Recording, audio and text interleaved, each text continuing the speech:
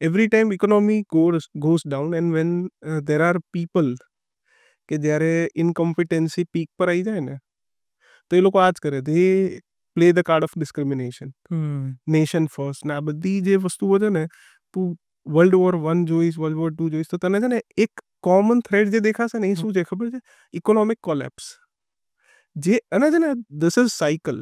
Like આપણે કેવું માનીએ છીએ કે there is a without destruction there cannot be resurrection. Like creation ના થઈ શકે. ડેફિનેટલી. તો આ વસ્તુ આખી એવી જ છે કે તું જોઈશ ને તો ઇકોનોમિક બૂમ આવશે, પછી ઇકોનોમિક ડિપ્રેશન આવશે. This is the cycle we live in. But this people are so incompetent જે આપણને લીડ કરી રહ્યા છે, they are not able to digest this. મતલબ કહેવાય ને સમયને જ કંટ્રોલ કરવા માંગે છે આ લોકો. જે કોઈથી કંટ્રોલ જ ના થઈ શકે એને જ કંટ્રોલ કરવા માંગે છે. And that is why when they feel threatened તો એ લોકો આ વસ્તુ કરે કે ભાઈ ઇલીગલ આ આવી ગયું છે, આવી ગયું છે. There might be some facts, but પોલિટિશિયનના મોઢેથી જે બી વાત આવે ને એ એવું માનીને જ ચાલવાનું કે 100x કરીને બોલ્યો. હું તમને ખાલી વચ્ચે ઇન્ટરપ્ટ કરવા માંગીશ. હું ખાલી તમારો એકવાર વેલકમ કરી દઉં અને પછી આ જ ટોપિક ઉપર આપણે કન્ટિન્યુ કરીએ, કારણ કે આપણે વિચારીને રાખ્યું છે કે આપણે બીજા મુદ્દા ઉપર વાત કરીએ. But I am very interested કે તમે આ બધા ઓપિનિયન્સ રાખો છો તમારા પાસે એમ. સો મનોમંથનના જ્ઞાન મંદિરમાં રક્ષિતભાઈ તમારો ખૂબ ખૂબ સ્વાગત છે. અને યુ આર ટોકિંગ, આપણે પોડકાસ્ટની નેચરલ શરૂઆત એ રીતે થઈ કે you started talking about geo politics એ રીતે અને ઇન્ડિયન પોલિટિક્સ એઝ વેલ. એના ઉપર તમે વાત આગળ વધારી શકો. શું કહેતો તમે? ના બસ એ જ કે પોલિટિશિયન્સને વધારે સાંભળવું ના જોઈએ. But they govern a nation, right? એ દેશ ચલાવતા હોય છે અને એમના હાથમાં મોટા મોટા નિર્ણયો હોય છે. ડેમોક્રેસીની વાત બરાબર છે, પણ પડદાના પાછળ પણ એક રીતે બધું સેટ ગેમ જ એવું હોય છે. એ બધા ખુલાસાઓ આપણને જોવા મળતા હોય છે ન્યૂઝ ચેનલોમાં. ન્યૂઝ ચેનલનો ભરોસો ના બી કરો તો પણ લિટરેચર પણ આપણને જ્યારે ત્યારે એ કહેતું આવ્યું છે કે ભાઈ આ પડદા પાછળની બધી ગેમ્સ હોય છે, રાઈટ? તો બટ સ્ટીલ લીવર તો એમના હાથમાં છે. ગવર્નર આપણે કહેવાય ને ગાડીનો એ એમના હાથમાં છે. તો વી હેવ ટુ ટ્રસ્ટ ને ઇવેન્ચ્યુઅલી કે ટ્રસ્ટ તમે ચલો ના બી કરો પણ તમારા હાથમાં શું છે? Just one what is that enough? That's the question. દેખો તમારો વોટ ઇનફ છે, દેટ ઇઝ ધેર. બટ અત્યારે મતલબ શું ઘણા લોકો નથી કરતા, હું એ કહી શકું છું કે એ લોકો સવાલ નથી કરતા. In democracy questioning is very much important. તમે જે કહેવામાં આવે એ માની લો તો એ તકલીફવાળું કામ છે, એ તકલીફ કરે એવું કામ છે. તો દેટ શુડ નોટ હેપન. અને જ્યારે તમે સવાલો નથી કરતા તો પછી સ્ટેગ્નેશન આવે છે. તમે પછી એ લોકો જે કહો છો એ માનવાનું ચાલુ કરી દો છો અને ત્યારે પછી પ્રોબ્લેમ્સ વધતા જાય છે. તો જે છે એ છે કે હેલ્ધી ડેમોક્રેસી માટે જે ઇમ્પોર્ટન્ટ છે એ છે સવાલો કરતા રહેવું. કોઈ બી વસ્તુને જેમ આવે એમ સ્વીકારી ના લેવી. એ વસ્તુને મતલબ તમારી રિસર્ચ અંદર એડ કરવી બહુ જરૂરી છે. કેમ કે કોઈ બી પોલિટિશિયન બહુ સીધું નથી બોલતો, એ વાર્તા જ કરતો હોય છે. સૌથી સારા વાર્તાકાર અગર કોઈ છે તો એ પોલિટિશિયન્સ છે. અમે એનાથી શીખીએ છીએ કે શું બોલું. બટ આ પોડકાસ્ટિંગ હું લગભગ 1.5 વર્ષથી કરું છું. તમારું કામ જ હવે એ છે કે to ask questions M.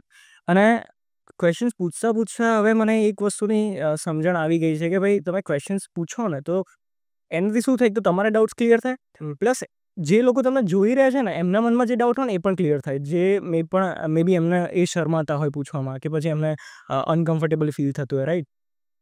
But that's the main point. લોકો સવાલ એટલે નથી પૂછતા કારણ કે એ પોતાના અનકમ્ફર્ટેબલ ફીલ નથી કરવા માંગતા. તમે માની લો કે હું તમને એડમાયર કરતો હોય બહુ સારી રીતે, અને વર્ષોથી હું તમને ફોલો કરું છું. જો હું તમારા ખિલાફ કોઈ પ્રશ્ન પૂછીશ કે પછી તમને કોઈ એવી સિચ્યુએશનમાં નાખીશ કે પ્રશ્ન પૂછીને કે ભાઈ જેનો જવાબ આપવો તમારા માટે ડિફિકલ્ટ થઈ જાય, તો એ વસ્તુ મને ડિફિકલ્ટ કરશે. મારી કહેવાય ને કે એ બધા મારી સામે એ રીતે જોશે કે યાર આટલું સરસ સાચું તે આ સવાલો કેમ ઊભા કર્યા. So may be this could be the one of the reason. જે બહુ ખોટું રીઝન છે, જે હોવું ના જોઈએ. કેમ કે questions are the base of change. જો તમે પ્રશ્ન પૂછશો તો તમારા ક્લેરિટી આવશે. ક્લેરિટી આવશે તો તમને પેલું કહેવાય ને કે ધૂંધલા પાણીમાં તમને ધીરે ધીરે ક્લિયર દેખાવા લાગશે તો તમે સાચા નિર્ણયો લઈ શકશો. 100%. સાચા નિર્ણયો લેશો તો સાચું ભવિષ્ય થશે. That's the thing. But I think આ વસ્તુ નડે છે. અને મે બી એવું બને કે પ્રશ્નો આપણે પહેલાં પૂછતા હોઈશું પણ વચ્ચે એટલા ઘણા બધા અલગ અલગ શાસકો આવ્યા આપણા દેશમાં કે એમને આપણને દબાઈ નાખે. પ્લસ સ્કૂલિંગથી જ શરૂઆત આની થાય છે કે ભાઈ કોઈ ક્વેશ્ચન પૂછે ને, આમ ભલે ટીચરો અને મેડમો બધા એમ કહેતા કે ભાઈ તું એક નહીં તું 10 વાર મને પૂછ, પણ એ કેવા ખાતર હોય? હા, સો તમે ખરેખર પૂછો તો ના ગમે એમને. હા, અને બહુ કટાક્ષ રીતે એ લોકો જવાબ આપતા હોય છે એમ. એની ટેક અને કોઈ સ્કૂલની મેમરી તમે શેર કરવા માંગતા હોય તો? કોઈ વિવિડ મેમરી તમને હોય? ના એટલે સ્કૂલમાં તો હું બહુ શાય છોકરો હતો. ઓકે. હજી બી થોડો શાય જ છું કે પબ્લિક અગર લાઈક કેવું છે ખબર છે, મારા 3-4 ભાઈબંધો છે અને હું એ 3-4 લોકો સાથે જ કમ્ફર્ટેબલ ફીલ કરું વાત કરવામાં ને આ બધું. અને બસ એટલે સ્કૂલમાં કેવું હોય કે યાર તમને છે ને ઓલરેડી થોડી શરમ આવતી હોય કેમ કે તમને પોતા પર એટલો કોન્ફિડન્સ ના હોય, તમને તમારા વિચારોની એટલી ખબર ના હોય, તમારું મન કહેવાય ને કે એક ડિરેક્શનમાં ચાલતું ના હોય, એક સાથે તમારે ડિરેક્ટર પણ બનવું હોય, રાઇટર પણ બનવું હોય, ક્રિકેટર પણ બનવું હોય, તો આવું બધું બહુ ચાલતું હોય. તો જે ક્વેશ્ચનિંગ માટે જે એમ્પાવરમેન્ટ હોવું જોઈએ એ મારામાં હતું જ નહીં અને એ કદાચ મારા ટીચર્સ એ ઇફેક્ટિવ મેનરમાં આપી બી નતા શકે બિકોઝ આપણાથી બહુ નાની ઉંમરથી બહુ સેડ રિયાલિટી છે કે છોકરાઓથી ઇન્ટેલેક્ચ્યુઅલિઝમ એક્સપેક્ટ જ કરવામાં આવે છે કે ઇમ્પાર્ટ કરશે જ કરશે. એ બહુ નાની ઉંમરથી કરશે જ અને કરવું જ જોઈએ. અને હવે તો જે સમય ચાલી રહ્યો છે એઆઈ આ તે, તો છે ને બધાને નહીં કહેતા મા બાપ પોતાના છોકરાને કે બહુ હોશિયાર છે, આમ છે તેમ છે, અસલમાં હોય ડફોડ. એને ફોન વાપરતા આવડે છે એનો મતલબ એ નથી એ હોશિયાર છે. રાઈટ, સ્માર્ટફોન વાપરવાથી કોઈ સ્માર્ટ નથી બનતું. એ જ. પણ કહેવાય ને આ બેઝિક એક્સપેક્ટેશન થઈ ગઈ છે આપણા સમાજમાં, આપણા સોસાયટીમાં લોકોની આપણાથી કે માણસ ઇન્ટેલેક્ચ્યુઅલ રહેશે હશે ને એ પણ એ ધીરે ધીરે બનતો હોય છે. તો જે આપણે ટીચર્સ બી છે ખાસ કરીને અત્યારે, તો એ લોકો બી આ જ એક્સપેક્ટેશન સાથે તમને કદાચ ક્યાં તો ભણાવતા હોય છે ક્યાં તો એ કંડક્ટ એમનો હોય છે. મોસ્ટ ઓફ ધ ટીચર્સ, હું એમ નથી કહેતો, મારા ઘણા બધા શિક્ષકો બહુ સારા પણ રહ્યા છે જે લોકોએ છે ને સમજ્યો છે મારા પેસને કે હું કયા લેવલ પર લર્ન કરી રહ્યો હતો, કયા લેવલ પર હું એ વસ્તુને ગ્રાસ્પ કરી રહ્યો હતો. તો એ એવા રહ્યા છે પણ બહુ ઓછા. બાકી બધા છે ને તમને એ જ રેસનો પાર્ટ બનવાનું શીખવાડે છે. બહુ ઓછા લોકો તમને એવું કહે છે કે ના તું તારો રસ્તો બનાય. એ જ. તો એવા બહુ ઓછા હોય છે અને ફોર્ચ્યુનેટલી મારા પાસે એવા રહ્યા છે વિથ ટાઈમ, નોટ ઇમિડિયેટલી. મારા પણ કહેવાય ને કે હું જ્યારે સ્કૂલમાં હતો તો મારું 4th સ્ટાન્ડર્ડ કહું, 5th સ્ટાન્ડર્ડ કહું કે 6th સ્ટાન્ડર્ડ કહું, એ થોડું કહેવાય ને ટર્બ્યુલન્સ વાળું હતું કે જ્યારે મને ખબર નથી, કોન્ફિડન્સ ઓછો હતો, આ હતો ને એના પછી મને એવા ટીચર્સ મળ્યા કે જ્યારે મેં મારી ઈચ્છા વ્યક્ત કરી કે મારે ઓથર બનવું છે તો એ લોકો એ વસ્તુને સપોર્ટ કર્યો. અને એ વખતે તો કેવો ટાઈમ હતો કે ત્યારે છે ને ફોન્સ નહોતા અને કોઈ જ ટાઈપની ટેકનોલોજી નથી, કોઈ ટ્રેન્ડ નહોતો, તો રાઇટર્સ છે ને ટ્રેન્ડિંગ નહોતા. એ જ. એટલે તમે ત્યારે એ સમયે કોઈને કહો ને કે લેખક બનવું છે, મારે વાર્તાઓ લખવી છે, તો એ મજાકમાં જ લેતા હતા. કેમ કે એ વખતે તો એવું હતું કે સાયન્સ અને કોમર્સ જ છે જે છે, આર્ટ્સ તો કશું છે જ નહીં. એ જ. આ તો હવે જઈને છે ને આટલું તમને દેખાય છે એટલે તમને રાઇટર્સ માટે થોડું કહેવાય ને કે થોડી રિસ્પેક્ટ વધી છે ને આ બધું થયું છે ને. બટ પહેલાં આવું નહોતું. અને ખાસ કરીને 11-12 વર્ષનું બાળક અગર કોઈને જઈને કહે કે મારે લેખક બનવું છે તો એને કોઈ સિરિયસલી ના લે. એ જ. તો આવું હતું. બટ મને ધીરે ધીરે એ વસ્તુનો સપોર્ટ મારા ટીચર્સથી જ મળ્યો છે. સૌથી પહેલો સપોર્ટ અગર મને ક્યાંથી મળ્યો તો તે મારા ટીચર્સથી મળ્યો છે. એ લોકોએ મને એન્કરેજમેન્ટ આપ્યું છે. એ જ. અને બટ ઓબ્વિયસલી પછી પેરેન્ટ્સ તો હતા જ કે જે કહેવાય ને કે એ યુનિક આઈડિયોલોજીને સપોર્ટ કર્યો. લાઈક હું ઘણીવાર આ કહી ચૂક્યો છું મારા રિલેટિવ્સમાં અને આ બધે કે ઘણા મા બાપ હોય છે, બધાને જોઈએ છે કે એમનો છોકરો બેસ્ટ હોય. બટ અગર એ એમનો છોકરો ડિફરન્ટ છે તો એ લોકો માટે એ પચાવવું બહુ અઘરું હોય છે. રેસના બહાર હોય તો અઘરું પડે. હા, એ બહુ અઘરું હોય છે. મારા પેરેન્ટ્સ સાથે આ વસ્તુ નથી. લાઈક એ લોકોએ 1-2 વર્ષ લીધા કે એ લોકો સમજવા માટે કે હું એકચ્યુઅલી કરવા શું માંગુ છું, શું કરી રહ્યો છું, કઈ રીતે કરી રહ્યો છું. બટ 1-2 વર્ષ પછી એ લોકો સમજી ગયા ને એ લોકોને લાગ્યું કે ના મતલબ હી ઇઝ ક્લિયર. એને શું કરવું છે, કઈ રીતે કરવું છે, હી ઇઝ ક્લિયર. તો એ લોકોનો બહુ અનકન્ડિશનલ સપોર્ટ રહ્યો છે મારા લાઈફમાં મને. સો કહેવાય ને કે એ લોકોને પણ હું મારા ટીચર્સ જ માનું છું. Parents are the best teachers. એ જ. તો કહેવાય ને કે બહુ સારો એ રીતે મને સપોર્ટ મળ્યો છે, એન્કરેજમેન્ટ મળ્યું છે. આજે બી કહેવાય ને આ પોડકાસ્ટમાં આવતો હતો તો મમ્મીએ કીધું હતું કે આમ સ્ટોરી બોરી મસ્ત લઈ લેજે, આમ લઈ લેજે. સો એ જ કે હવે એ લોકોના પ્રશ્ન અનકન્ડિશનલ સપોર્ટમાં થઈ ગયા છે. તો આ બહુ નેસેસરી હોય છે કે આપણું જે ટીચિંગ છે એમાં તમને એ એમ્પાવરમેન્ટ આપે, થોડું ફ્રીડમ આપે કે ભાઈ તમે ભૂલ કરશો તો એ વાંધો નહીં. તમે 2 વાર પડશો તોય વાંધો નહીં. તમને એ બેકિંગ આપવાવાળા લોકો હોવા જોઈએ તો જ તમે છે ને એ વસ્તુ કરવાની હિંમત બતાવશો કે તમે ફેલ થવાની હિંમત બતાવશો. તમને એક કહેવાવાળા લોકો બહુ અગત્યના છે કે તમે સાયકલ ચલાવતા હો નાની ઉંમરે, નાનપણમાં, અને તમે પડી જાઓ તો બટ ઓબ્વિયસ વાત છે કે બીજી વાર સાયકલ ચલાવવામાં તમને થોડી બીક લાગવાની છે, કેમ કે તમે પડ્યા, તમને વાગ્યું. પણ એવા લોકોનું તમારા જીવનમાં હોવું બહુ અગત્યનું છે, જે તમને કહે કે તું ચલાય ફરીથી, રસ્તો ધ્યાન રાખજે, સ્પીડ પર કંટ્રોલ રાખજે, બ્રેક પર કંટ્રોલ રાખજે, અવેરનેસથી ચલાય. એ જે સેકન્ડ ટ્રાયલ કરવાવાળા જે લોકો હોય છે, કરાવવાવાળા લોકો હોય છે, તમને એમ્પાવર કરવાવાળા લોકો હોય છે, એ લોકોની ભૂમિકા બહુ જ ઇમ્પોર્ટન્ટ હોય છે. અને આવા લોકો હોય ને તો જ તમે સવાલો કરી શકો છો. અને એનાથી અગત્યનું છે કે આવા લોકો હોય ને તો જ તમે તમારા મગજમાં રહેલી સ્ટુપિડિટી બહાર કાઢી શકો છો. નહીં તો એ અંદર ને અંદર જ રહી જાય.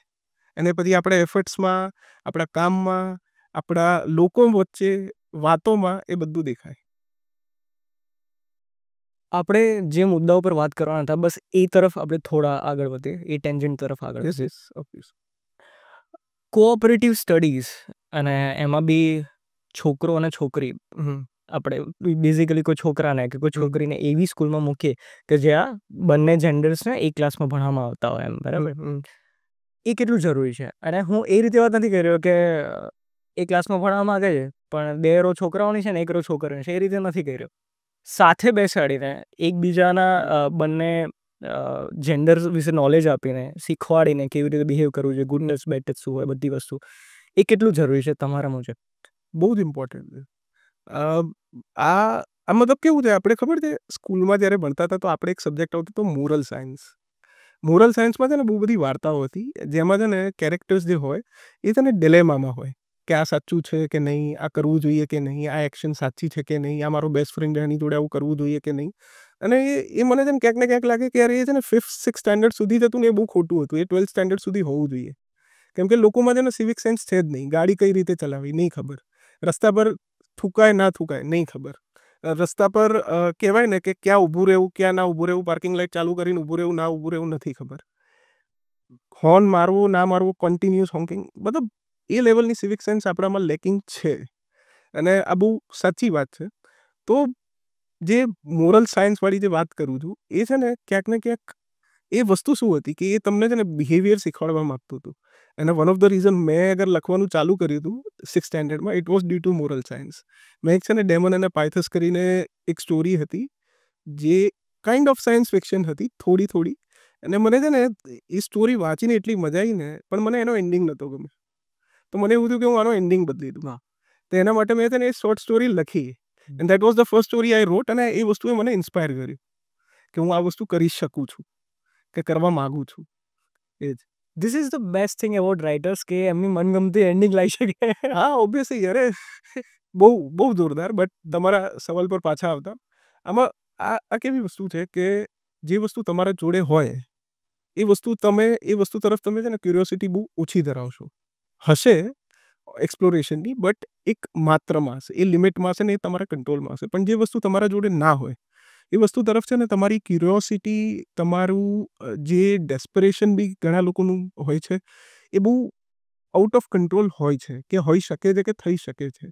તો જ્યારે 2 જેન્ડર્સના લોકો એક સાથે બેઠા હોય તો ત્યાં ચાન્સીસ વધારે એ છે કે ફ્લો કમ્યુનિકેશન જે છે એ બહુ ઇઝી રહેશે, કે વિથ ટાઈમ એ કમ્યુનિકેશન રહેશે, કે થઈ જશે. 2 વસ્તુ એક જ રૂમમાં, 2 સેમ ટાઈપના તો ના કહી શકાય, બટ એક જ આઈડિયોલોજીવાળા, કે એક જ કહેવાય ને કે સારું ખોટું, એ વસ્તુઓ છે ને એ દરમિયાન ડિસ્કસ થતી રહેશે.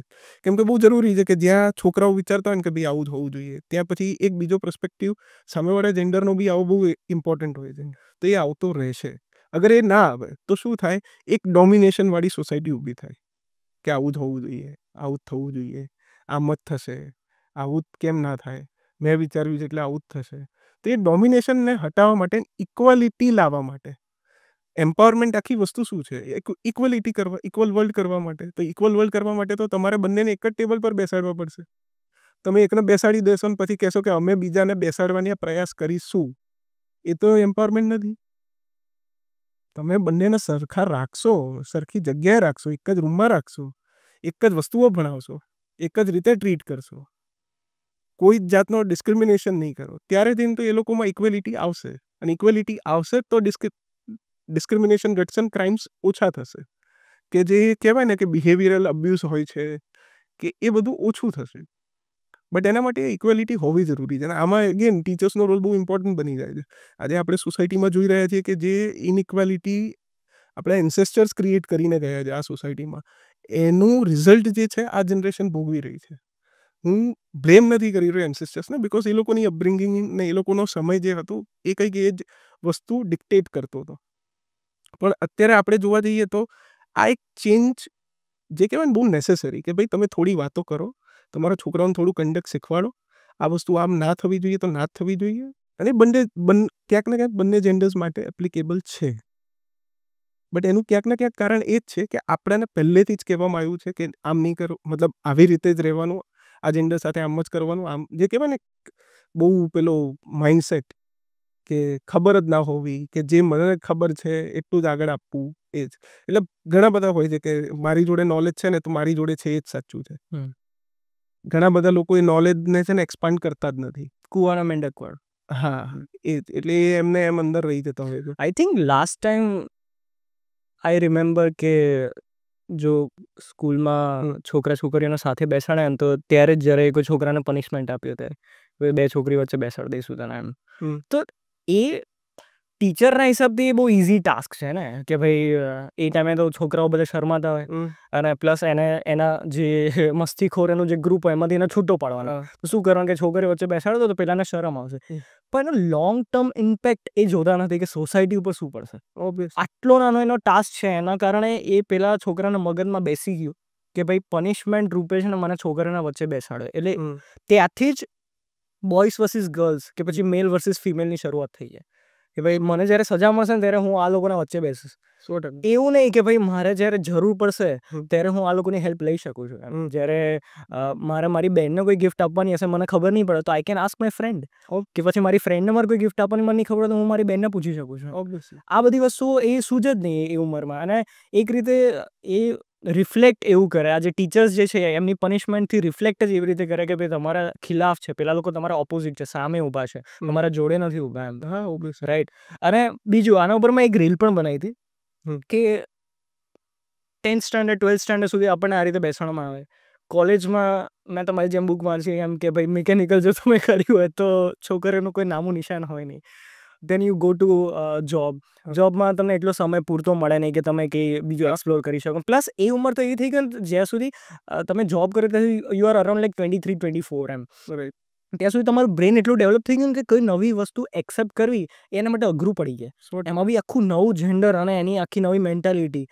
આપણે એક પર્ટિક્યુલર વેમાં વિચારતા હોય પણ એ જે સામેવાળું જેન્ડર છે આખું એનો અલગ જ એની દુનિયા હોય ને એ બધું સમજવું, એક્સેપ્ટ કરવું તે એટલું તો તમારા બ્રેન કેપેસિટી ને તમને એવું કે ભાઈ શું કામ કરવું રહે ને, આપણું બરાબર ચાલે ને શું વાંધો છે એમ. આપણે 4 ભાઈબંધો છે, કેટલી એજન્ટ બેસી જઈશું એમ. અને પછી 1-2 વર્ષના અંદર તમારા પેરેન્ટ્સ તમારાથી એક્સપેક્ટ કરે કે ભાઈ હવે લગ્ન કરી લો અને એક છોકરી સાથે એક ઘરમાં રહેવાનું, એક રૂમમાં રહેવાનું અને એના સાથે તમારે બધા ટાસ્ક શેર કરવાના. I feel like that is impossible. અને એના કારણે જ રોજના ઝઘડા થતા હોય છે. ચાહે અરેન્જ મેરેજમાં તો ઝઘડા થતા હોય છે, લવ મેરેજ હોય તો બ્રેકઅપ થતું હોય છે. ઇટ ઇઝ ધેટ સિમ્પલ એમ. What's your take on this? દેખો હવે આ મેટર એવી છે ને કે મતલબ અનુભવી બોલે તો વધારે સારું. આપણે અનુભવ વગર ના વાના. But as a third person તમે આ વસ્તુ સોસાયટીમાં જોઈ રહ્યા છો. મતલબ દેખો આમાં કેવું છે કે બધાને છે ને એવું છે કે હું સાચો જ છું, અને બધાને એવું છે કે મારે સાચું જ પડવું છે, હું ખોટું પડી જ નથી શકતો. મગજ 1% નથી વાપરતા. જે જોવે છે, મોબાઈલ પર જોવે છે, જે લોકોનું સાંભળે છે એ જ બોલે છે. કે કહેવાય ને કે આજકાલનો જે જમાનો છે એ ટ્રેન્ડવાળો છે, એ કોમન સેન્સવાળો નથી. આ જમાના ટ્રેન્ડવાળો છે. ઇન્સ્ટાગ્રામ પર કોઈ ટ્રેન્ડ થશે, જેમ કે અગર કહેવાય ને કે જ્યારથી સિદ્ધાર્થ મલ્હોત્રા અને કિયારા અડવાણીએ કહેવાય ને હાથ જોડ્યા છે ને મંડપમાં, ત્યારથી દરેક કપલ એ પોસ્ટ કરે જ છે હવે. તો આ જમાનો ટ્રેન્ડવાળો છે, કોમન સેન્સવાળો નથી. મારું પર્સનલી એવું માનવું છે કે તમે તમારા પર્સનલ મુમેન્ટ્સ જેટલા પ્રાઇવેટ રાખશો ને એટલા જ પ્રોટેક્ટેડ રહેશે. અને જેટલા તમારા પર્સનલ મુમેન્ટ્સ પેલા રહેશે ને, પબ્લિક રહેશે ને, એટલા જ ચાન્સીસ છે કે કોન્ટ્રોવર્શિયલ રહેશે. કેમ કે શું છે, પબ્લિક પર્સપેક્ટિવ આવતો જશે. પણ રહી વાત તમારી કે તમે જે સવાલ કર્યો હતો એ મેં કીધું ને કે યાર દેખો મને મારા જીવન એટલું શીખવાડ્યું છે કે તું ખોટો હોઈ શકે છે, તો હું એ વસ્તુ માનીને ચાલું છું કે હું અગર કોઈ સાથે વાત કરતો હોઉં ને કોઈ સાથે વિચારો શેર કરતો હોઉં તો હું ઓપન છું કે હા યાર, આ માણસનો કોઈ બીજો પર્સપેક્ટિવ હોઈ શકે છે, આ માણસનું દુનિયાને જોવાનો નજારો અલગ હોઈ શકે છે. હું આ સ્વીકારું છું, અને હું બિકોઝ આ સ્વીકારું છું ને, તો મને અગર સામેવાળો વ્યક્તિ અગર હું કોઈ વાત કરું છું અને એનો મત એ વસ્તુ તરફ અલગ છે, તો મને હેરાન નહીં કરે. કેમ કે હું સ્વીકારું છું કે ભાઈ એ અલગ વ્યક્તિ છે, એણે દુનિયા અલગ રીતે જોઈ છે, એ દુનિયામાં અલગ રીતે મોટો થયો છે, તો સ્વીકારું છું. બટ થતું શું હોય છે, ઘણા બધા રિલેશનશિપમાં જે મેં જોયા છે, એમાં છે ને બંનેને એવું હોય છે કે ના, હું જે વિચારું છું એ જ સાચું છે, મેં જે જોયું છે એ જ સાચું છે, મેં જે સાંભળ્યું છે એ જ સાચું છે. ત્યાં તકલીફ છે કે લોકો સ્વીકારવા જ નથી માગતા કે એ લોકો ખોટા, ચલો ખોટા નહીં, પણ એમ તો કહી શકાય છે કે કદાચ એ વસ્તુ ખબર જ નથી. ઘણી વસ્તુઓનું નોલેજ આપણને ઉંમર સાથે મળે. 18 વર્ષે આપણે એ નિર્ણયો નથી લેતા જે નિર્ણયો આપણે 25 વર્ષે લઈએ છીએ. કેમ એવું? કેમ કે 18 વર્ષે કદાચ એ વસ્તુનું આપણને નોલેજ જ નહોતું. તો એ સ્વીકારતા રહેવું કે આપણે સ્ટુડન્ટ જ છીએ અને સ્ટુડન્ટ જ રહેવાના છે. ખાસ કરીને લવ જેવો સબ્જેક્ટ, જેને હું માનું છું કે એ એક્સપેરિમેન્ટ જ છે. બે અલગ સ્વભાવના લોકો જોડે આવે છે ને એક્સપેરિમેન્ટ કરે છે. હવે એક્સપેરિમેન્ટ સફળે થઈ શકે છે, નિષ્ફળે થઈ શકે છે. અગેન આમાં એ જ વાત આવે છે કે આપણે એ વસ્તુની વાત જ નહીં કરતા. લવ પર વાત ક્યારે થાય છે? જ્યારે ટ્રેજેડી બને છે, બાકી વાત જ નહીં થતી. લવની વાત ક્યારે થાય કે જ્યારે કોઈ ઘરમાં કોઈ વહુ આવી ગઈ છે અને છે ને હવે છે ને 9 વાગે ઉઠે છે, હવે છે ને 10 વાગે ઉઠે છે, કામ નહીં કરતી ઘરનું, એને તો જોબ કરવી. અરે ચલો, આ તો એક નોર્મલ વસ્તુ કહું છું. આ એક કહેવાય ને કે કંઈ કોન્ટ્રોવર્શિયલ ના બને એટલે કહું છું કે આ એક મેં સાંભળ્યા છે આવા બાના, આ છે તે છે.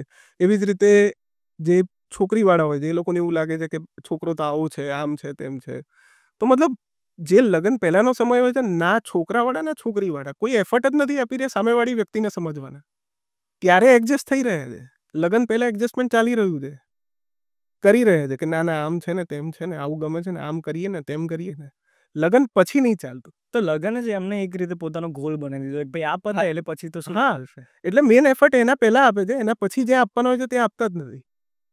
ત્યાં તકલીફ થાય છે. બટ એક પોઈન્ટ હું આમાં પૂછવા તમને માંગુ છું કે એ જે છોકરો અને છોકરી છે, શું એ એકબીજા માટે એફર્ટ નાખતા હોય છે? That's the question. નાખતા હશે અને નાખતા હોવા જોઈએ. પણ દેખો, મેં જેમ કીધું ને, હું જે વાત કરી રહ્યો છું એ મારા પર્સપેક્ટિવથી, મેં જે જોયું છે, મને જે કહેવામાં આવ્યું છે, મેં જે વાર્તાઓ સાંભળી છે, એના ઉપરથી હું કહી શકું છું. એફર્ટ નાખતા હોય છે, બટ આમાં એવું હોય ને કે તમે કોઈ વ્યક્તિ સાથે એટલી વાત કરો, રોજ જે વાત કરો, ઉઠવા બેસવાનું હોય, તો તમારાથી તમે છે ને એ વ્યક્તિથી અપેક્ષા બી એ જ લેવલની રાખો છો. તમને એવું થાય છે કે હું કોઈ બી શબ્દ બોલીશ ને એ સમજી જ જશે, પણ કદાચ એ નહીં સમજે. આપણે એ નથી સ્વીકારી શકતા. અને ઘણા બધા લોકો સાથે અગર તકલીફ થતી હોય છે તો એ આ જ થતી હોય છે. એ લોકો એ માનીને બેઠા છે કે ના ના, આમ તો ખબર પડે જ છે, સમજે જ છે. કદાચ નહીં બી પડે, નહીં બી સમજે, તમારે અલગ રીતે સમજાવવું પડશે. અને સામેવાળાને પણ પછી એ અપેક્ષા રાખવી પડે કે સમજવું પડશે ભાઈ. સામેવાળું પછી એ અપેક્ષા લઈને બેઠું હોય કે ના ના હું તો નહીં જ સમજ, તો પછી સામેવાળું કંઈ બી કેટલું બી બોલી લે, કોઈ મતલબ જ નથી બનતો. એટલે ઇટ ઇઝ, મારા કઝિન્સ મને આ વસ્તુ કહે છે ને બહુ સારી વસ્તુ છે કે મારા મમ્મી બી આ વસ્તુ બહુ મને કહે છે ને શીખવાડી છે કે it is very important to be a good listener, to excel anywhere.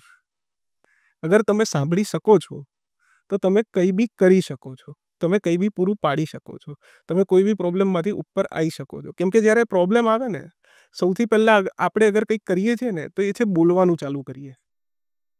આપણે છે ને કમ્પ્લેન કરવાનું ચાલુ કરીએ કે મને શું તકલીફ છે, શું નહીં. 2 મિનિટ શાંતિથી બેસીને કોઈ શું બોલવા માંગી રહ્યું છે આ સમજીને તમે અગર આગળ વધશો તો ચાન્સીસ આર કે તમે કોઈ એવો હેસ્ટી સ્ટેપ્સ નહીં લો, કે એવા શબ્દો નહીં બોલો કે જે તમને રિગ્રેટફુલ ફીલ કરાવશે. એ જ. What's the right age to fall in love? There is no right age to fall in love. આ મારો એક્સપિરિયન્સ કહે છે. કેમ કે એક્સપિરિયન્સ તો ના કહી શકું, પર્સપેક્ટિવ કહે છે. કેમ કે હજી સુધી તો એ થયું જ નથી. બટ આઈ એક્સપેક્ટ કે ક્યારેક થશે. બટ યુ આર રાઇટર યાર, you can imagine thousands of things, right? હા, મતલબ ઇમેજિન બી તમે એ જ કરી શકો છો ને જે તમને ખબર છે, ને તમને ખબર કઈ રીતે છે, તમારા અનુભવથી. તો મારા માટે તો એ અનુભવ હજી પણ એક ફિક્શન અનુભવ જ છે, પ્રેમ એટલે. અને ખબર નહીં, ચલો પણ but how a person knows કે ભાઈ હું હવે મેચ્યોર ઇનફ છું and I can just handle another person. જો જે બીજો વ્યક્તિ હશે કે વ્યક્તિ કોઈ છોકરી હશે અને એની એકદમ ટેરિબલ કન્ડિશન હશે, તો હું એને સંભાળી શકું. હું પોતાને તો સંભાળી જ રહ્યો છું બહુ સારી રીતે, હું એને બી સંભાળી શકીશ. એ મેચ્યોરિટી કેવી રીતે અનુભવી શકો તમે કે ભાઈ હા હવે એટલું હું કરી લઈશ એમ? દેખો, મેચ્યોરિટી તો કહેવા જઈએ ને તો કે દરેક ઉંમર સાથે કંઈક તમને નવું જ ખબર પડવાની છે.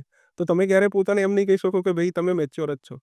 પણ હા, તમે એ કહી શકશો કે કઈ ઉંમર સુધી હું ઇમેચ્યોર હોઈશ. ચાન્સીસ આર કે બિફોર 25 તમારા ઇમોશન્સ, તમારા પર્સપેક્ટિવ્સ, તમારું બધું જ જે છે ને એ ઇમેચ્યોર હોઈ શકે છે. એનું કારણ છે તમે 18 વર્ષ પહેલાં તમે સ્કૂલમાં છો. સ્કૂલમાં તમને દુનિયાની કશી જ ના ખબર હોય. સ્કૂલ પછી તમે કોલેજમાં આવો છો, ત્યાં તમને થોડી થોડી દુનિયાની ખબર પડવા લાગે, કેમ કે છે ને ત્યાં તમે એક નવું એટમોસ્ફિયર જુઓ છો, તમે અલગ ટાઈપની ફેશન જુઓ છો, અલગ ટાઈપના ખર્ચા કરો છો, તો તમને છે ને થોડું દુનિયાનું ખબર પણ હજી બી આ તમારા પૈસે નથી કરી રહ્યા. એટલે તમને હજી બી કશી જ નથી ખબર કે શું કરવાથી ચાલે છે ઘર, શું કેટલું કરવું પડે છે, કઈ રીતે બચત થાય, કશી જ નથી ખબર. પછી તમે છે ને કોલેજ પછી તમે તમારી 22 કે 23ની ઉંમરે કદાચ તમારી પહેલી જોબ લાગે છે. તો પહેલી જોબમાં પણ છે ને એક નવું એટમોસ્ફિયર છે. હજી સુધી તમે સ્ટુડન્ટ હતા, એટલે છે ને તમારી બેઝિક એક્સપેક્ટેશન શું હશે કે મને આપવામાં આવશે, મને નોલેજ આપવામાં આવશે, મને હું જે માગીશ રિક્વેસ્ટ કરીશ તો શીખવાડવામાં આવશે. પણ જોબથી આ સિનેરિયો ચેન્જ થાય છે. હવે તો ભાઈ ઇન્ટર્નશિપમાં બી એ લોકો એક્સપિરિયન્સ માગે છે. શરૂઆત જ ત્યાંથી થયો તો અરે experience ક્યાંથી લાવો? ઇન્ટર્નશિપમાં પોર્ટફોલિયો માગે છે. માણસ શીખવા જઈ રહ્યો છે એનાથી તો પોર્ટફોલિયો એક્સપેક્ટેશન રાખે છે. મતલબ તમે જ્યારે આ વર્લ્ડમાં એન્ટર કરો છો એટલે છે ને તમારા જે થોડા એક્સપેક્ટેશન્સ તો નહીં, બટ તમારા પર્સપેક્ટિવ શેપ થવાના ચાલુ થાય કે ભાઈ હા દુનિયા આવી છે. અને તમને એ બા એક્સપિરિયન્સીસ થોડા પ્લેઝન્ટ, થોડા અનપ્લેઝન્ટ એક્સપિરિયન્સીસ ચાલુ થાય, જે તમને છે ને દુનિયા વિશે ખબર પાડે છે. દુનિયા વિશે તમને એક રાઈટ પિક્ચર, ક્લિયર પિક્ચર આપે છે કે ભાઈ આવા લોકો છે, આવા વસ્તુઓ કરે છે ને આવી રીતે ઘર ચાલે છે, કમાવે છે ને આ બધું. જ્યારે એ એક્સપેક્ટેશન તમારા મગજમાં ક્લિયર થાય છે, ત્યારે તમે માની શકો છો કે તમે એટલા ક્લિયર છો કે તમે કોઈ માણસને ચૂઝ કરી શકો છો. એ જ મતલબ કમાયા પછી થોડું એક ટાઈમ પછી you can expect it from yourself કે you are at an age where you can choose someone to be with you. એ જ બાકીની એક્સપેક્ટેશન તમારી શું છે શું નહીં કહેતો. એ પર્સન ટુ પર્સન કહેવાય ને કે મતલબ અલગ છે, અલગ થશે જ.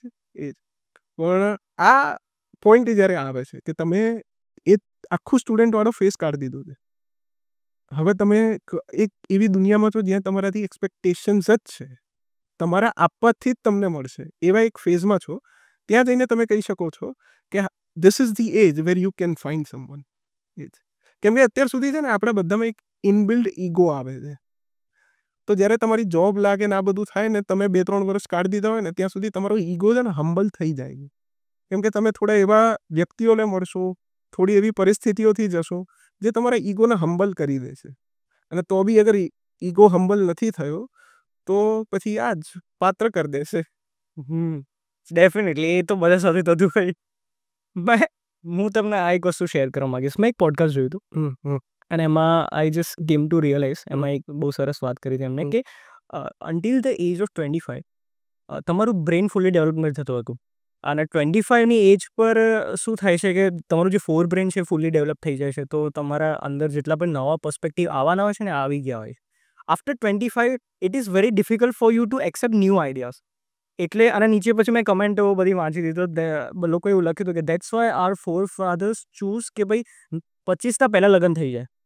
તો તમારે કોઈ નવા માણસને એક્સેપ્ટ કરવો હશે ને તો તમે એના વિચારોને એને એક્સેપ્ટ કરી શકશો. 25 એકવાર થઈ ગયા એના પછી ઇટ ઇઝ વેરી ડિફિકલ્ટ કે તમે એક્સેપ્ટ કરી શકો.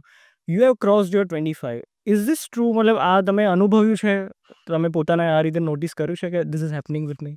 નો, બિકોઝ સાચું કહું ને તો સી મારામાં અગર એક્સેપ્ટન્સ વધ્યું છે તો એ છેલ્લા 18 મહિનામાં વધારે વધ્યું છે. એવું નથી પહેલાં કે આમ કંઈ ઈગો લઈને કે માની જ જતો હતો. અગર મમ્મી પપ્પા કહે કે આ નથી કરવાનું તો નહોતો કરતો.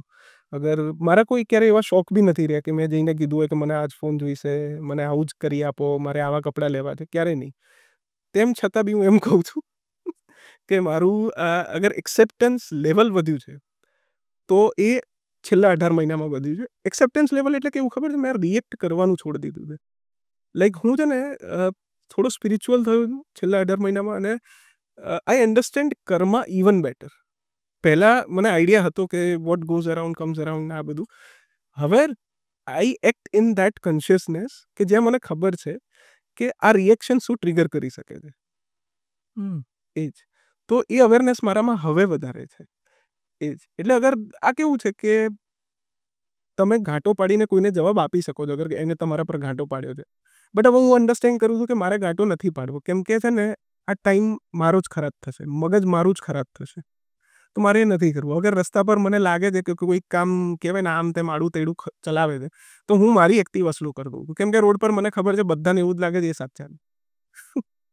તો તમે છે ને સાચા, જે માણસને એવું છે કે ભાઈ હું સાચો જ છું, એને તમે જીવનમાં કેટલું બી સારું બોલ દો ને, તમે ખોટો નહીં પાડી શકો. એ જ. અને સ્પિરિચ્યુઅલિટી આ જ તમને શીખવાડે છે કે તમે બીજા લોકોને જવા દો, તમે પોતા પર ફોકસ કરો, તમારી એક્શન્સ પર ફોકસ કરો, તમારા કર્મ પર ફોકસ કરો. તમે શું કરી શકો છો એ સારી રીતે કરો, સાચી રીતે કરો, અને પછી જે આપવાનું તે ભગવાનને આપવાનું છે. તો હું બસ આ ફિલોસોફી સાથે ઘણીવાર નથી બી રહી શકતો, કેમ કે માણસ છું, ભૂલ થાય. પણ ક્યાંક ને ક્યાંક બેક ઓફ ધ માઇન્ડ મારા મગજમાં ક્લિયર હોય છે કે હું જે આપીશ એ મને મળશે. તો મારો ફોકસ પછી એ જ છે કે સારું આપો, અને એક્સપેક્ટેશન વગર આપો. કે જે કહેવાય ને, જેમ કે અગર તમે વર્ક પર છો તો 2 વસ્તુ સારી કરવામાં શરમાશો નહીં, 2 વસ્તુ વધારે આપવામાં શરમાશો નહીં. એવી રીતે ના આપો કે તમે એક્ઝોસ્ટ થઈ જાઓ, બટ એ રીતે તો આપો જ કે સામેવાળાનું કામ વધારે સારું દેખાય. એ જ. તમે લોયલ્ટી આપો, રિસ્પેક્ટ આપો. આ બધી વસ્તુઓનું એક્સપેક્ટેશન લોકો છે ને આપ્યા વગર રાખતા હોય છે. બટ હું સમજુ છું કે કશું જ આ દુનિયામાં આપ્યા વગર મળતું જ નથી. મતલબ તમારે આપવું પડે તો જ મળે. ને આમાં કંઈ ખોટું છે જ નહીં. આપો, બિંદાસ આપો, વધારે આપો. બસ કોઈને ચણાના ઝાડ પર ના ચડાવો, but give it in a way કે યુ ફીલ કે રાઈટ, ધીસ ઇઝ ઓકે. તો હું આ ફિલોસોફી સાથે રહેવાવાળો માણસ બની ગયો છું. એટલે હોઈ શકે છે ઘણી વસ્તુ, બટ કહેવાય ને કે ભગવાનને અગર તમને કંઈ શીખવાડવું છે તો એ તો ઉંમર નથી જ જોતા, એ તો શીખવાડી જ દેશે. અને પછી શું 20 વર્ષ ને શું 25 વર્ષ. તમારી બુક વિશે આપણે વાત કરીએ. Your inspiration for that book. The normal talk મારી ફર્સ્ટ બુક છે, તો બહુ સ્પેશિયલ છે. અને કહેવાય ને કે યાર નોર્મલ ટોક એટલે કેવું હતું આ ખબર છે, 2019ની વાત છે. હું છે ને એક બુક લખી રહ્યો હતો, અને નોવેલ હતી, અને ઘણા વર્ષો મેં એના પર કામ કર્યું હતું, અને ઘણો પ્રયાસ કર્યો. એક એજન્ટ હતો મારી જેના સાથે હું કનેક્ટેડ હતો, અમદાવાદના જ હતા, અને એમને બી બહુ પ્રયાસ કર્યા કે આ બુક પબ્લિશ થઈ જાય, પણ એ બુક પબ્લિશ જ ના થઈ. એ જ. અને હું છે ને બહુ હતાશ થઈ ગયો, બહુ જ હતાશ. ફર્સ્ટ બુક હતી એટલે. હા. અને બહુ એટલે હતાશ, એટલે એવી રીતે હતાશ થયો ને કે એના 1 વર્ષ સુધી મેં કશું લખ્યું જ નહોતું. એ જ. અને પછી આવ્યું લોકડાઉન, અને લોકડાઉનમાં શું બધું પેલો ટ્રેન્ડ ચાલતો હતો કે ના લેટ્સ બી પ્રોડક્ટિવ, ને કંઈક આ કરીએ, આવું કરીએ, તેમ કરીએ. તો મને પણ ઘરવાળા કહેતા હતા કે હવે બુક લખવાનું પતાવી દે, બુક પતાવી દે, બુક લખી દે, આમ તેમ. પણ મને એ વખતે બી મોટિવેશન નહોતું આવી રહ્યું. એ જ. એન્ડ એન્ડ એ હોપલેસનેસમાં મારી જોડે છે ને એક ઓફર આવી હતી. અને આમાં શું હતું, અમદાવાદ બુક ક્લબ સાથે હું જોડાયેલો હતો, અને ત્યાંના જે વાઇસ પ્રેસિડેન્ટ હતા, એમના જોડે એક ઓફર આવી હતી બુક એડિટ કરવાની, અને એ એન્થોલોજી હતી. તો એમણે મને છે ને અપ્રોચ કર્યો કે તું કરવા માગીશ? તો મેં છે ને હોપલેસનેસમાં 3 દિવસમાં વાર્તા લખીને આપી દીધી, એ જ વિચારીને કે શું થશે, છેલ્લા 3-4 વર્ષથી આટલું કર્યું છે, આ બુક પર 3-4 વર્ષ કામ કર્યું છે, કશું થઈ નથી રહ્યું, તો મેં તો આપી દીધી. મેં કીધું ક્યાં કંઈ થાય છે એમ. અને એ શોર્ટ સ્ટોરી પબ્લિશ થઈ ગઈ. એ જ. તો જ્યારે પબ્લિશ થઈ તો મને છે ને એકદમથી હોપ પાછા જાગ્યા અંદર, કે ફાઇનલી આમ ઇટ્સ વર્કિંગ. હા, છપાયા આમ તેમ. અને પછી છે ને અગેન આ જ વસ્તુ હતી કે જે મારું એ બુક સાથે અટેચમેન્ટ રહી ગયું હતું, એ અટેચમેન્ટ મને છે ને કોઈ નોવેલ લખવા જ નહોતું દઈ રહ્યું, જે પબ્લિશ નથી થઈ. એ જ. તો હું બહુ, મને અવેરનેસ હતી કે હું છે ને ક્યાં અટકાયેલો છું, બટ મારે કંઈક લખવું હતું. બિકોઝ મારો આ પેશન પ્રોજેક્ટ ભલે સાઈડમાં મૂક્યો મેં, બટ હું બીજું નહોતું લખી શકી રહ્યો. તો મેં વિચાર્યું એક કામ કરીએ, આપણે કોઈક એવી વાર્તા લખીએ જે જેનું શોર્ટ ફોર્મ હોય, કંઈક કન્વે કરતું હોય, અને છે ને મને એ રીતે ચેલેન્જ ના કરે કે આમ કહેવાય ને કે બહુ વધારે કહેવાય ને ફ્રિક્શન, માઇન્ડ અને બોડીનું ફ્રિક્શન એ ના થાય. એટલે હું એ ચેલેન્જને એસ્કેપ કરવાનો ટ્રાય નથી કરી રહ્યો. મેં વિચાર્યું કે વાંધો નહીં, લાંબો રસ્તો રહેશે આ થોડો એ જર્ની તરફ કે નોવેલ લખવા તરફ, બટ આપણે ચાલુ તો કરીએ, કંઈ ના કરવા કરતાં કંઈક કરીએ. And that is when it કેમ કે હું નોર્મલ ટોક લખીશ, એક પોકેટ બુક. આનો આઈડિયા એ હતો કે મારો ફર્સ્ટ પ્રોજેક્ટ રહેશે, તો મારા મગજમાં એવી એક્સપેક્ટેશન હતી કે બુક નાની છે તો વધારે લોકો વાંચશે, વધારે લોકો સુધી પહોંચી શકે છે. તો એ મેં નાની રાખી અને પબ્લિશર સાથે મળીને મેં વિચાર્યું કે આ નોર્મલ ટોક પોકેટ બુક મસ્ત કરીએ. તો ત્યાંથી આવ્યું છે. એક હોપલેસનેસમાંથી હોપ તરફ પાછું પહોંચવાની જર્ની હતી અમારી. કે આમ કહેવાય ને પોતાને એ વસ્તુ કહેવડાવી કે હા ભાઈ હું કરી શકું છું, હજી બી થઈ શકે છે. મતલબ આ એવું હતું કે મેં રસ્તો શોધ્યો કે જે મને મળતો જ નહોતો. જે નોવેલ મારી પબ્લિશ નથી થઈ રહી, કે હું નોવેલ જે નહોતો લખી શકી રહ્યો એ હોપલેસનેસમાં આ મને હોપ મળ્યો. અને આ હોપ મળ્યા પછી મેં મારી બીજી બુક લખી જે નોવેલા હતી. હજી બી નોવેલ લખી રહ્યો છું. મારી નેક્સ્ટ બુક નોવેલ હશે. Great, great. But okay, let's talk about Disha. એનો ઉલ્લેખ તમે ધ નોર્મલ ટોક તમારી પહેલી બુકમાં કર્યો છે. બરાબર. I would like to talk about her કે ભાઈ શું એ છોકરીને ખબર છે એનો ઉલ્લેખ થયો છે આ પુસ્તકની અંદર? ના ભાઈ, આ ફિક્શન સ્ટોરી છે. મેં જે હું વાંચ્યું મેં કહ્યું યાર આ છોકરીને તો હું પોસ્ટ કરી મોકલી શકું કે તું વાંચ. ના, મતલબ બંને બુક મારી અને ત્રીજી બુક બી મારી ફિક્શન જ છે. પાક્કું ફિક્શન. પણ તમને એવું નથી લાગતું કે તમે આવું કર્યું તમારે બુકની ટીઆરપી ડોક થઈ જશે? ના, એટલે દેખો, હું એવું માનું છું કે દરેક ફિક્શન વસ્તુ ક્યાંક ને ક્યાંક ઇન્સ્પાયર તો નોન ફિક્શનથી જ થાય છે, બનેલી ઘટનાઓ પરથી જ હોય છે. તો ફિક્શન કેરેક્ટર્સ છે, સિચ્યુએશન્સ નથી. સિચ્યુએશન્સ છે એ રિયલ છે. જેમ કે હું એક એક્ઝામ્પલ આપું તો અત્યારનું જ એક મૂવી આવ્યું છે ધુરંધર. સિચ્યુએશન્સ આર રિયલ એમાં જે કરવામાં આવી છે. કદાચ એક બે કેરેક્ટર્સ છે જે ફિક્શન કર્યા છે એ લોકોએ, બટ સિચ્યુએશન બહુ રિયલ એ લોકોએ ડિસેપ્ટ કરી છે. તો આવું છે. સિચ્યુએશન જે છે મારા બુકમાં એ રિયલ છે, but characters are fiction. But particularly તમે જે એક બીજું કેરેક્ટર તમે એમાં એનો ઉલ્લેખ કર્યો છે હુ ઇઝ સ્નેહા, બરાબર? તો એ તમે આખો પાર્ટ જે લખ્યો છે ને મને બહુ ગમ્યો, કારણ કે it looks like a very apart from a very great novel. કે ના એ પેલો એક પ્રોટોકોનિસ્ટ હોય બિચારો, કંટાળેલો હોય જીવનથી ને એ રીતે, અને એને કોઈક એવી સાયકોલોજિસ્ટ મિત્ર મળી જાય કે સાયકેટ્રિસ્ટ મિત્ર મળી જાય, અને પછી એના સાથે આવી રીતે કેફેમાં મસ્ત બેસીને ચર્ચા થતી હોય કે ભાઈ આવું થાય, શું વોટ શુડ આઈ ડુ એમ. અને પછી એક રીતે ત્યાંથી જ એ બંનેની ફ્રેન્ડશિપ પણ ચાલુ થાય અને પેલી એની થેરાપિસ્ટ પણ બની જાય એમ. એ વિચાર તમને કેવી રીતે આવ્યો કે શું તમારા લાઈફમાં એવું થયું હતું કે હાઉ ઇટ હેપન્ડ એમ? ના, એવું થયું નથી, બટ મને છે ને હંમેશા આ વસ્તુ લાગી છે કે આપણા સોસાયટીમાં મેન્ટલ હેલ્થની વાત તો નથી જ થતી, બટ એક ઉંમર પછી સપોર્ટ જે કહેવાય એ બી એક પૂરા માત્રામાં નથી મળી રહ્યો. તો મને છે ને હંમેશા આવું લાગ્યું છે કે વર્ક પ્લેસ પર કે વર્ક પ્લેસની બહાર દેર શુડ બી ફેસિલિટીઝ કે જ્યાં લોકો જઈને ખુલ્લી વાત કરી શકે, ખુલ્લા મનથી વાત કરી શકે.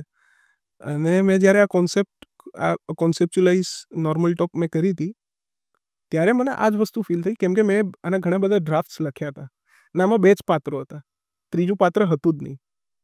પણ જ્યારે મેં પબ્લિશરને સબમિટ કરી અને પબ્લિશરથી થોડી વાત કરી ત્યારે મને અંદરથી જ આ વસ્તુ રિયલાઇઝ થઈ કે આમાં એક પાત્ર મિસિંગ છે. અને પાત્ર, કેમ કે દેખો કોઈ બી રિયલાઇઝેશન છે ને તમને ઓટોમેટિક ના આવી શકે. બધા જ રિયલાઇઝેશન એવું ના થાય કે તમારા અંદર ફૂટશે. એ કોઈના થ્રુ થઈ શકે છે. એ સારા એક્સપિરિયન્સથી બી થઈ શકે છે, ખરાબ એક્સપિરિયન્સથી બી થઈ શકે છે, બટ કોઈકનું કોઈક ઇનિશિએટર હશે. તો મને એ થયું કે આ જે કેરેક્ટર હતો મારો પ્રોટેગોનિસ્ટ જે હતો એને એક ઇનિશિએટરની જરૂર હતી, કેમ કે હી વોઝ ફિલિંગ ટ્રબલ્ડ. તો તમે સમજો કે એકદમથી બધા જ વિચાર વગર એ જાતે જ કરે છે કે શું કરવું, કઈ રીતે કરવું, તો મતલબ પછી સ્ટોરીનો પર્પસ જ ડિફીટ થઈ જાય છે. તો મને એ વસ્તુ ફીલ થાય કે ઇનિશિએટર્સ જે હોય છે બહુ ઇમ્પોર્ટન્ટ હોય છે. અગેન આ જ વાત આવે છે જે આપણે ટીચર્સની વાત કરી, એડવાઇઝર્સની વાત કરીએ, આપણે પેરેન્ટ્સની વાત કરીએ, તો અહીંયા રોલ આવે છે એડવાઇઝર્સનું. એ જ. તો મને એવું થયું કે આ કેરેક્ટરને એક એડવાઇઝર જોઈતો હતો એટલે જ મેં પછી એ વસ્તુ નાખી કે પાછા રહ્યા એ કહેવાય ને કે સ્ટુડન્ટ અને એટલે પૈસા નતા ને આમ તેમ. તો પછી મેં એવું જ કર્યું કે માસ્ટરની સ્ટુડન્ટ સાથે વાત કરી રહ્યો છે એ જ. બટ આ વસ્તુ બહુ ઇમ્પોર્ટન્ટ હોય છે અને અત્યારે જેમ જોવા જઈએ ને તો લોકોને જે કન્ફ્યુઝન ઇન્સ્પિરેશન અને ઇન્ફ્લુઅન્સ વચ્ચે છે એમાં તો એટલી બકવાસ બી જવા દો, પણ એટલી ખતરનાક એડવાઇઝીસ આપવામાં આવી રહી છે લોકોને કે એ લોકો કન્ફ્યુઝ જ રહેશે. એ લોકો સમજી જ નહીં શકે કે એ લોકો ઇન્ફ્લુઅન્સમાં ડિસિઝન લઈ રહ્યા છે. પણ થોડી તમે આમાં વધારે ક્લેરિટી અને ડિફરન્સ સમજો શું હોય? ઇન્ફ્લુઅન્સ ઇઝ કે તમે કોઈનું જોયું અને તમને એવું થયું કે ના ના આ સાચું છે, આવું જ છે, આમ જ છે, આવું જ કરવું જોઈએ. જેમ કે લગ્નના જે ટ્રેન્ડ્સ છે એ શું છે? તમારે આવું કરવું છે એ શું છે? ઇન્સ્પિરેશન તમને કોઈથી આવી નથી શકતી. ઇન્સ્પિરેશન તમારા અંદર જ છે અને તમારા જ એફર્ટ એ વસ્તુને બહાર લાવી શકે છે. મારે કરવું છે, મારે આ વાર્તા લખવી છે, આ મને કોઈ ત્રીજું નહીં કહી શકતું. એ જ. મને ઘણા લોકો કહે છે કે તું આવી વાર્તા લખ, આવી લખ, પણ હું નહીં લખું. કેમ નહીં લખું? સારામાં સારી વસ્તુ બી મને એ વસ્તુ નહીં કરે. હું આજે કોઈ પિક્ચર જોવા જઉં અને વિચારીને આવું કે હું બી આવું કરું તો ઇન્ફ્લુઅન્સ છે. ઇન્સ્પિરેશન ઇઝ કે તમે કંઈ ક્રિએટ કરો છો જે એક્ઝિસ્ટ નથી કરતું. તમે ઇન્ફ્લુઅન્સ જ થઈ શકો છો. પોલિટિશિયન્સ ઇન્ફ્લુઅન્સ કરે, social media influencer. Influencer word છે એમનામાં તો ભાઈ. ડેફિનેટલી. એટલે ઇન્ફ્લુઅન્સ જે વર્ડ છે એ નેગેટિવ વર્ડ છે. ઇન્સ્પિરેશન પોઝિટિવ વર્ડ છે. ઇન્સ્પિરેશન ઇઝ સમથિંગ કે જેમ કે દેખો મારી ફર્સ્ટ બુક આવી તો મને સેકન્ડ બુક લખવાની ઇન્સ્પિરેશન મળી, બટ એ મળી તો મારાથી ને. લાઈક હું કોઈ ઓથરના સેશનમાં જઈ શકું છું, ઓથર સાથે વાત કરી શકું છું, ઇન્ટરેક્ટ કરી શકું છું, બટ અગર હું એના જ જેવી રાઇટિંગ સ્ટાઇલ રાખવા માંગુ, એના જેવા ડિલિવરેબલ્સ રાખવા માંગુ તો ઇન્ફ્લુઅન્સ છે. હું મેથડ નહીં લઈ શકતો, હું આ નહીં લઈ શકતો. અને હું આર્ટ પર્સપેક્ટિવમાં વાત કરું ને તો હું બહુ સ્ટ્રોંગલી એવું બિલીવ કરું છું કે તમે કહેવાય આર્ટનો કોઈ ફોર્મ્યુલા નથી. એટલે હું આજે તને કહું કે ભાઈ બુક આવી રીતે લખવી જોઈએ તો એ કોઈ સાચી મેથડ ના હોય. તારા માટે કદાચ એ મેથડ કામ જ નહીં કરે. આ બહુ સિમ્પલ છે. હું માનું છું કે આર્ટ એક મેથેમેટિકલ ફોર્મ્યુલા છે જ નહીં કે આવું કરશો તો તમને પ્રોડક્ટ મળી જશે. ના, એ તારી રીતે જ હશે. તું તારી વાર્તા તારી રીતે જ લખીશ. હું ભલે તને આખું આમ પ્રોસેસ આપી દઉં ને કે લે આવી રીતે કર, આટલા દિવસમાં પતી જશે, નહીં થાય. કેમ કે તારી વાર્તા છે, તારું મગજ છે, તારો આર્ટ, તારું ક્રિએશનની તારી પ્રોસેસ છે. તે હું ના રેપ્લિકેટ કરી શકું અને કરવી બી ના જોઈએ. અગર રેપ્લિકેટ કરીશ તો કંઈક એવું બનશે જે મારે બનાવવું નહોતું. મતલબ હું કોઈની મેથડ કોપી કરું કે આવી રીતે અગર હું બુક લખીશ ને તો બહુ મજા આવશે, તો આ તો પછી એની જ બુક થઈ ગઈ ને, મારી ક્યાંથી થઈ? ઇન્સ્પિરેશન તો એ છે કે મેં કંઈક અલગ કર્યું, પણ એ તો જાતે જ થઈ શકે. એ તમારે જ વિચારવું પડશે કે તમે શું અલગ કરી શકો છો. એટલે આ એક ડિફરન્સ છે કે તમારે એ સમજવાનું છે કે આ વસ્તુ હું લઉં કે ના લઉં. તમારે પોતાનો વિચાર, જે થોટમાં તમારો વિચાર જશે એ થશે ઇન્સ્પિરેશન. જે થોટમાં કોઈ વિચાર નથી એ છે ઇન્ફ્લુઅન્સ. જે કોઈએ કીધું ને તમે સ્વીકાર લીધું, દેટ ઇઝ ઇન્ફ્લુઅન્સ. ડીપ. હા. આઈ થિંક આપણે હવે તમારી જે સેકન્ડ બુક જે તમે મને આપી હતી એના ઉપર આપણે વાત કરી થોડી. મને વાંચવાનો સમય નથી પડ્યો, પણ ઓથર સામે હોય તો પછી શું જરૂર છે. સો વિથ લવ ફ્રેન્ડશિપ, બરાબર, એના પાછળ શું ઇન્સ્પિરેશન છે અને શું કોર આઈડિયા છે એના પાછળ લખવાનો? કોર આઈડિયા છે લવ એન્ડ લોંગિંગ. અને લોંગિંગ એક એવી વસ્તુ છે જે મેં ફીલ કરી છે. લવ એક એવી વસ્તુ છે મેં ફીલ નથી કરી. તો જ્યારે મારી નોર્મલ ટોપ પતી ગઈ હતી તો મને આ જ થયું કે મારે આ બે એલિમેન્ટ્સ એક્સપ્લોર કરવા છે. કેમ કે આપણે છે ને બહુ બધી એવી લવ સ્ટોરીઝ વાંચી છે જ્યાં છોકરો મળે છે, છોકરીને, બંને પ્રેમમાં પડે છે, આ તે. અને મને એવું થયું કે મારે એક એવી સાઈડ એક્સપ્લોર કરવી છે જે વન સાઇડેડ ડિફાઇન કરે છે. અને એવા કેરેક્ટર શું કરતા હોય છે, શું નહીં કરતા હોતા. બટ આ અગેન ફિક્શનલ સ્ટોરી છે. ના, હવે હું એ રીતે કારણ કે હું તમારી બુક જે વાંચતો હતો કે ધ નોર્મલ ટોક, એમાં બધા કેરેક્ટર્સ વાંચ્યા છે. મને એમ થયું કે ખરેખર એમની લાઈફમાં આવું થયું હશે તો બહુ મસ્ત સ્માર્ટ છે, ઇન્ટરેસ્ટિંગ. ના, મેં કીધું ને સિચ્યુએશન્સ ક્યાંક થયેલી છે, બટ જે કેરેક્ટર્સ છે, કેમ કે સી ઓબ્વિયસલી સ્ટોરી છે અને જ્યારે તમે છે ને કોઈના સાથે કામ કરો ને એટલે કેવું થાય કે થોડું એ લોકો પણ એ લોકોનું વિઝન એડ કરે, which is obvious as well. અગર હું કોઈ પબ્લિશર સાથે કામ કરું, જો એ મારા પર પૈસા ઇન્વેસ્ટ કરી રહ્યો છે તો ઓબ્વિયસલી એનું વિઝન ઇન્ટિગ્રેટ કરશે સ્ટોરીમાં. અને મારી બી એ જોબ છે કે હું એ ઇન્ટિગ્રેટ કરું. તો ઘણી બધી વસ્તુઓ છે ને ફિક્શનલાઇઝ કરવી પડે છે, થોડું મસાલેદાર બનાવવું પડે છે. Right. But I have to tell this કે ભલે તમે મસાલેદાર બનાવતા હશો કે ફિક્શનલાઇઝ કરતા હશો, પણ તમારું જે રાઇટિંગ છે that is very very relatable એમ.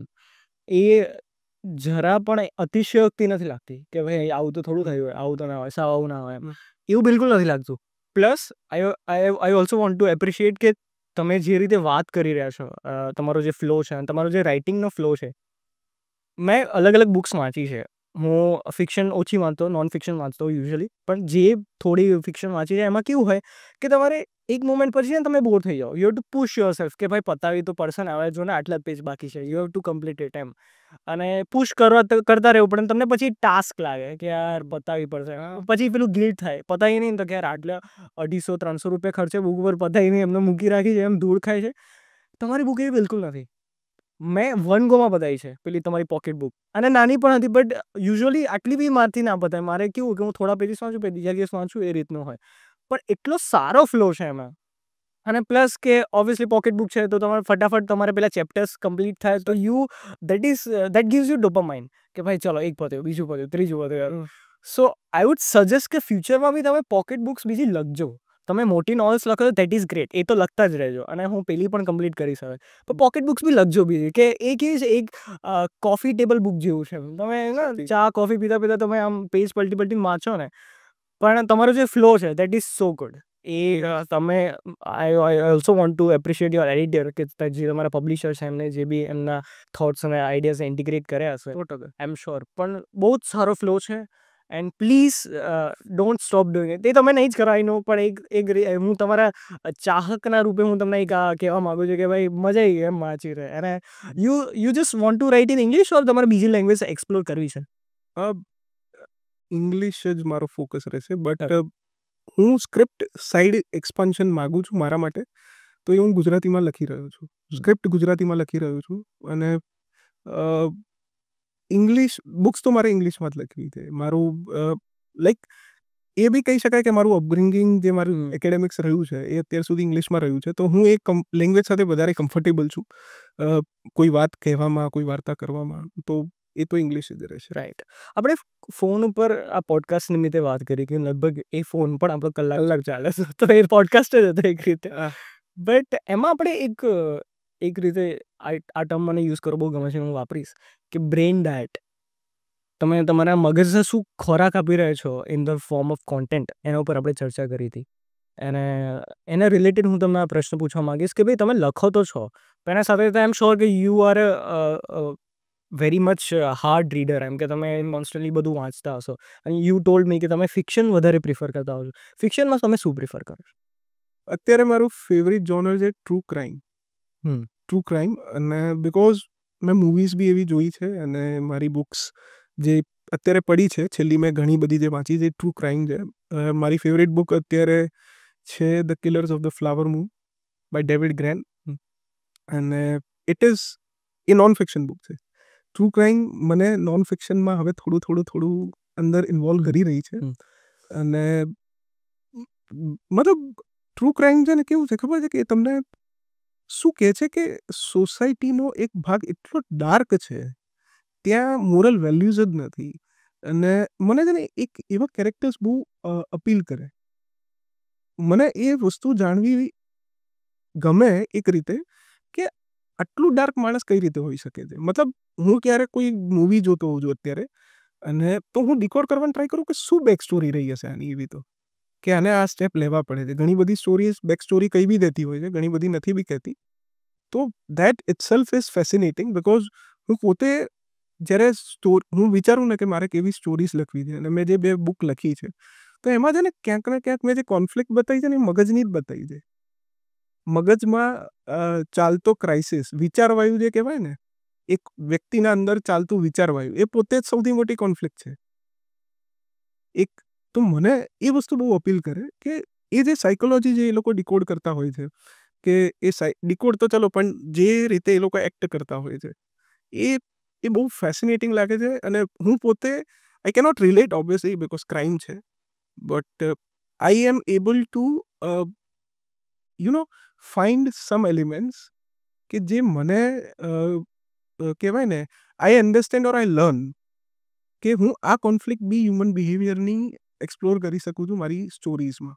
અને હું આવી જ સ્ટોરી લખવા માંગુ છું કે જ્યાં કેરેક્ટર છે ને, લાઈક કોઈ સ્ટોરીમાં છે ને વિલન બહુ ઇમ્પોર્ટન્ટ છે, villain, but A villain third person જ હોય એવું જરૂરી નથી, એ તમારું મગજ હોઈ શકે છે. તો વિથ લવ ફ્રેન્ડશિપ જે બુક છે એમાં કોઈ વિલન નથી, બહુ સોફ્ટ બુક છે, કોમેડી છે, little bit of heart break, little bit of healing, આ બધું છે. તો આમાં તમે જે આજે મેં જે વન સાઇડેડ કીધું તે શું છે, એ એક કેરેક્ટરની જ કોન્ફ્લિક્ટ છે ને પોતાના એક્સપેક્ટેશન સાથેની. લવ એન્ડ લોંગિંગ, આ બંનેમાં થીમ આવી ગઈ. Love and longing is bitter sweet, love is again bitter sweet કહી શકો તમે. ડિપેન્ડ્સ. ડિપેન્ડ્સ, બટ ઇટ્સ યાદ છે, તો કોન્ફ્લિક્ટ અંદર જ આવી ગઈ છે. તો મારે તમે સમજો, અગર તમે એક હ્યુમન માઇન્ડને સમજશો ને, તમે એ કેરેક્ટરને સમજશો ને, તો તમને છે ને કોઈ થર્ડ પર્સનને ક્રિએટ કરવાની જરૂર નથી પડતી. આ હું મારા માટે માનું છું, હું મારી વાર્તાઓ માટે વાત કરું છું કે હું મારી જે થર્ડ બુક લખી રહ્યો છું, અગેન આ જ વસ્તુ આવે છે.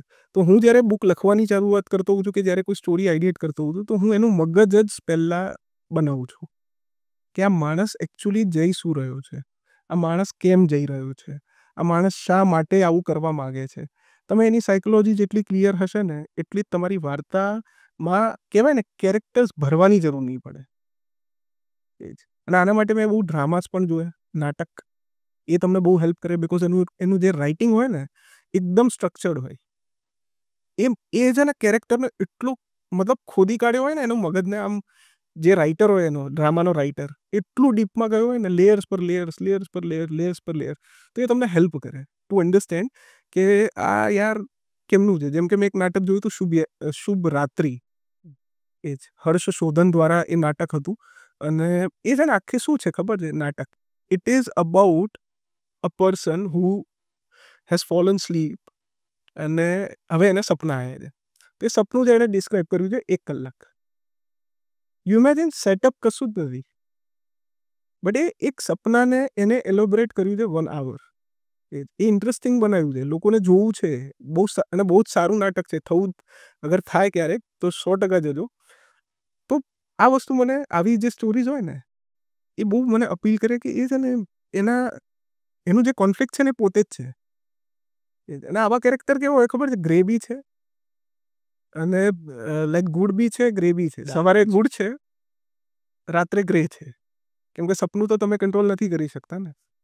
તમે તમારું જે એક રૂમ હોય જ્યાં તમે એકલા હોય ને, ત્યાં જ તમે રિયલ હો, એવું કહેવાય છે. એમાં કાચની બી જરૂર નથી. શું લાઈન બોલે. હા, તો જે કહેવાય ને with love friendship is that, કે એનું લવ માટે લોંગિંગ છે, અને લવ એ જ્યારે નથી મળી રહ્યું તો એ શું છે, એ શું કરી રહ્યું છે, કઈ રીતે કરી રહ્યું છે. તો મેં આ જ વસ્તુ એક્સપ્લોર કરી છે. અને મને છે ને મૂવીઝમાં બી યાર ટ્રુ ક્રાઇમ, મતલબ આપણે તો કશું બનાવી જ નથી રહ્યા, મને ક્યારેક ક્યારેક એવું લાગે છે. કોરિયન સિનેમા જે છે એ વર્થ એક્સપ્લોરિંગ છે આ વસ્તુ માટે. એ લોકોનું જે ટ્રુ ક્રાઇમ છે બહુ નેક્સ્ટ લેવલ છે. મેં એક ફિલ્મ જોઈ હતી જે મારી ફેવરેટ ફિલ્મ છે. અત્યાર સુધી મારી જોડે જવાબ નહોતો, અગર મને કોઈ પૂછે ને ફેવરેટ પિક્ચર કયું છે, હવે છે, that is memories of murder. 2003માં આવી છે. જે પેરાસાઇટના ડિરેક્ટર છે બોન જુંગ હો, એમને જ ડિરેક્ટ કરી છે. અને લાઈક મારી ફેવરેટ ફિલ્મ એ જ રહેશે, હું ત્યાં સુધી કહી શકું છું. મને એટલી બધી ગમી છે એ જ. તો અત્યારે તો બસ ટ્રુ ક્રાઇમમાં બહુ વધારે ઇન્વેસ્ટેડ છું, અને રીડિંગમાં બી, એમાં બી ઘણી ફિક્શન છે સારી અવેલેબલ છે, એ વાંચી રહ્યો છું. બીજા કોઈ બુક સજેશન્સ તમે આપવા માંગશો? બુક્સ તો બધા સારા જ હોય છે, વાંચવા વાળા પર. યા બટ જે ટ્રુ ક્રાઇમમાં તમે જો કહેવા માંગો તો. એક બહુ બધા છે યાર, આ તો કન્ફ્યુઝિંગ છે. અચ્છા, તો હજુ સુધી ફેવરેટ બુક ડિફાઇન નથી થઈ, ફેવરેટ મૂવી ડિફાઇન થઈ ગઈ છે. હા, ના, ફેવરેટ બુક મેં કીધી ને, killers of the flower moon okay, છે. ધેટ એવી જ એક બીજી બુક છે ડેવિડ ગ્રેનની, જેનું ટાઇટલ ભૂલી ગયો, બટ એ છે ને it is a story about 1780sની વાર્તા છે. બહુ બધા સેલર્સ એક બોટ પર હોય છે, અને there is a like crisis, એ ખાવાનું પૂરું થઈ જાય છે, બોટ બગડી જાય છે, and they are in the middle of the ocean. તો it is about their survival. એનું મને નામ હું કન્ફ્યુઝ છે, સી ઉપરથી ચાલુ થતું કે જી ઉપરથી, એટલે હું નામ નહીં બોલું, ખોટું નામ નહીં બોલવા માંગતો. એ પણ એક બહુ સારી બુક છે.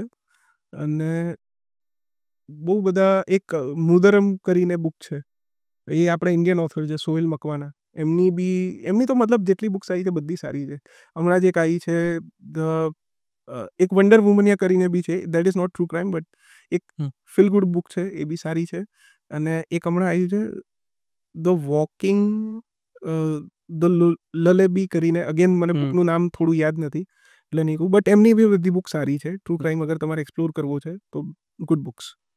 Sohail Makwana. I think this is the end of our podcast. And how's your experience? મેં છે ને વાત કરેલી છે, મારું એક લાઈવ સેશન બી થયેલું છે. અને like I have enjoyed, like I like speaking. મને અગર કોઈ કહે ને કે ચલો વાત કરીએ તો મને ગમશે. અને બટ કન્ડિશન એ જ હોવી જોઈએ કે આઈધર હું એ માણસને ઓળખું છું ક્યાં તો બિલકુલ નથી ઓળખતો. અને કહેવાય ને કે મને બહુ ગમે છે, લાઈક અગર મને કોઈ બોલાવે, કોઈ વાત કરે, હું વાર્તા ઉપર તો બહુ આમ આખો દિવસ વાત કરી શકું છું. મારી મમ્મી ઘણા કહે છે બી કરી કે આના સામે અગર માઇક આવી જાય ને તો આ ચૂપ ના રહે. બટ એ જ એક ક્વોલિટી છે ને રાઇટર્સની, કારણ કે એ જ્યારે બોલવાનું બંધ કરે ત્યારે એ લખવાનું ચાલુ કરે, અને પછી જે લખે એ બોલીને જેટલું પહોંચી શકે જેટલા લોકો સુધી, એના કરતાં લખેલું વધારે દૂર જતું હોય છે. એવું મેં અનુભવ્યું છે. હોઈ શકે છે. એટલે ના, બટ સી બહુ મસ્ત સવાલો બી તમારા બહુ જોરદાર હતા અને ઇન્ટરેસ્ટિંગ હતા. પોલિટિક્સ પર વાત નથી કરવી પણ થઈ ગઈ. હા, but that's how podcast are, right? એ તો ગમે તે ટેન્શનમાં જતા રહે, એમ એની મજા છે. એટલે જ આને ઇન્ટરવ્યુ નથી કહેતા. એ તો એક એમ સાથે હોય કે ભાઈ આ વાત કઢાવવાની છે. મજા આવી ગઈ ભાઈ. Thank you for being here. Thank you very much. Thank you so much.